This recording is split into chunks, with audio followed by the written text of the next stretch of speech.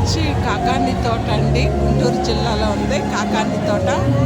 ఇక్కడ ఎవరు వచ్చినా చాలా అద్భుతాలు జరుగుతాయి. ఇక్కడ మొక్కుకుని వెళ్ళిన వాళ్ళు ఎంతోమంది ఆరోగ్య విషయాల్లో కానీ అన్ని విషయాల్లో, వివాహ విషయాలు, ఉద్యోగ విషయాలు, ప్రతి వాళ్ళు అనేక సాక్ష్యాలు చెప్తున్నారు. ఈ యొక్క సన్నిధి చాలా సంతోషకరమైనది.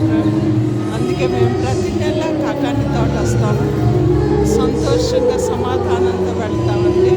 కాకాని తోట